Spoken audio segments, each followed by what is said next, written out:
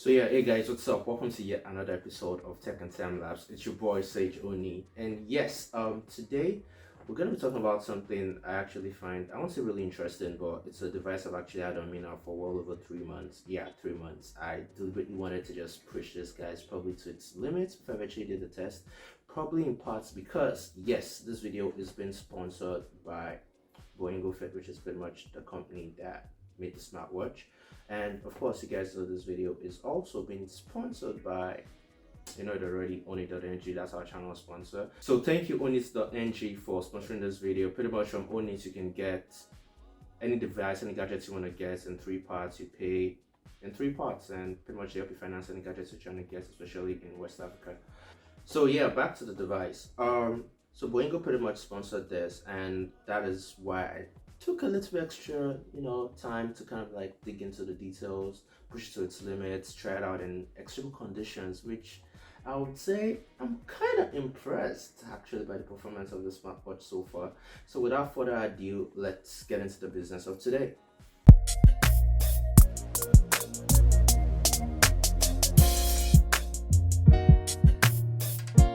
So first up, design. I would say they actually took the inspiration for the design for this watch straight up from the Apple Watch. So I would say it's a technical blatant copy, but they switched the bands around to have like an imitation of the bands from the Samsung Fit series. So it's kind of like a mix and match of both worlds.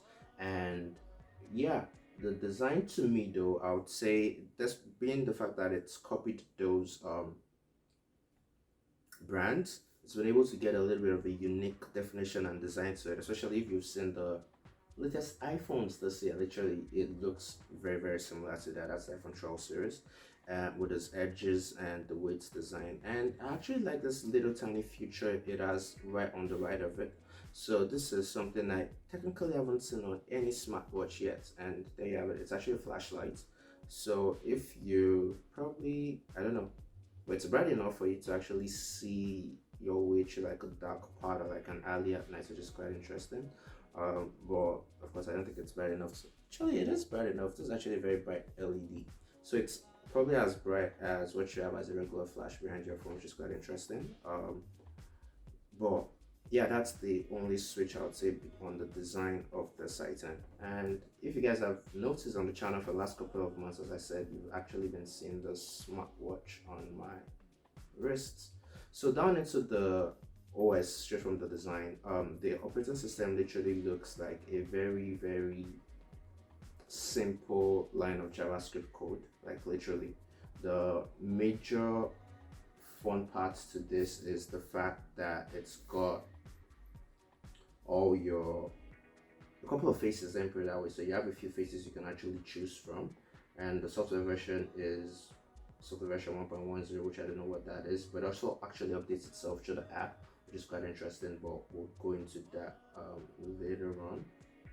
And yeah, that's pretty much the fact that I have a couple of watch faces that I could always switch from on this makes it quite usable for me. Currently this is the watch face that I have on it.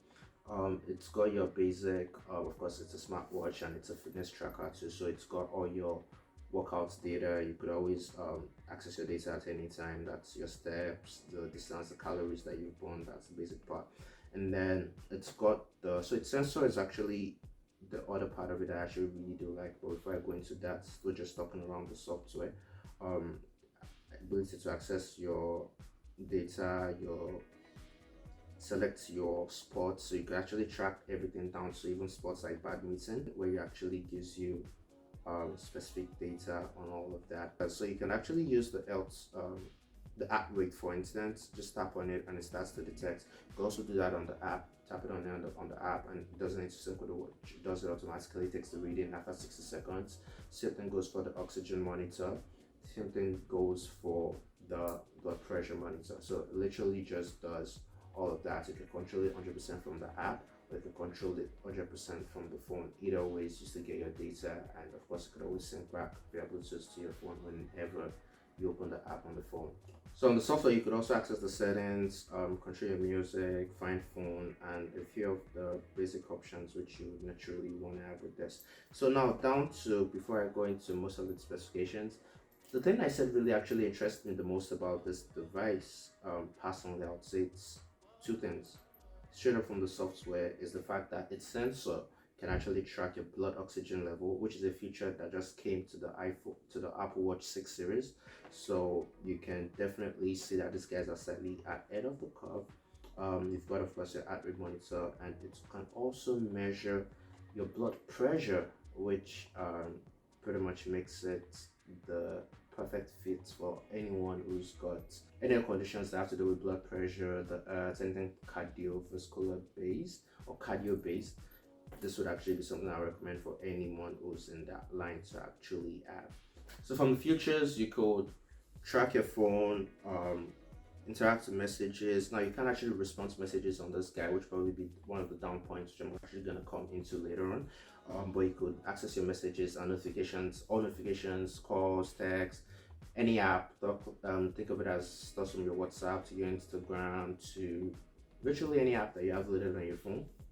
To actually get notifications and actually read anything that feeds in from that app. The only problem is you wouldn't be able to respond. So now straight up into things I like about this watch. It's very simplistic. It works the way it was said or described to actually work. You don't need a manual to actually start to use this guy. You can actually just jump right into it and works just the way it's been designed. The app that comes with it technically does its job well too. It tracks your sleep readings, gives you quite very accurate results, which I'm actually impressed. So all the way down to fitness trackers like the Fitbit Charge 4, you can see that there's still like inaccuracies in some of the readings, and this guy literally just does all of that, and its speedometer, everything it reads is pretty much accurate. So I'm actually really impressed with that.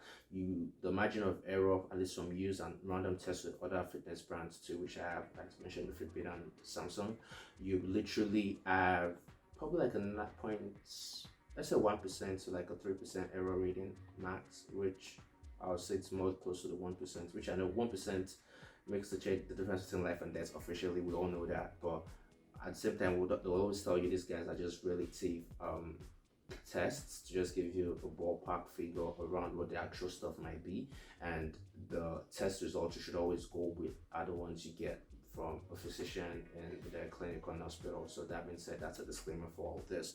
But this item does work the way it's been designed to work, and that I'm actually very grateful for.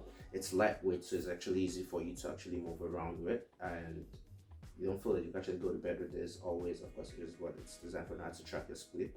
The other part of it, which I actually did not mention initially, which I was actually really impressed and like surprised with, is the fact that you've got almost waterproof. So I really abused this, guys, I said, which unfortunately won't go. I'm sorry, but I actually really abused it. I would actually go in the shower for like 30 minutes consistently, hot water, warm water, and I did that for well over almost 2 months before I was able to get a little bit of steam go into the device eventually, and just a little bit of drying out. I still use it like water, but I just don't take it on prolonged showers anymore, which of course, you know, that you're exposing a watch to steam. Even I don't think any watch in the world right now would probably, apart from those designed to like go submerged, I mean, smart watches would actually be able to withstand that much pressure consistently every day. So I was actually really impressed with that, and it's still working perfectly. So that really didn't affect it, which is quite interesting too. So it's actually really rugged. So for those who want to go swimming, trekking, regardless of what you do, literally could use this guy anywhere at any time. The screen touch is very responsive. Click, response, swipe gestures. I would say overall, it makes up to what it was designed pretty much to do. So the cost at that time, which I actually got this, it was around, I think it was around 45 to about $55, depending on which part of where you're ordering it from, and that makes it extremely affordable and extremely versatile to actually still provide you all those functionalities at that price range. I was actually mind blown, and that's actually what's made it become my daily driver over the ones that I actually had prior to this, which is actually quite interesting for me personally. And what else are we gonna add? Would I recommend it? I'd say yes, definitely. I already said that. I was actually quite impressed. I was mind blown by its performance and all of that.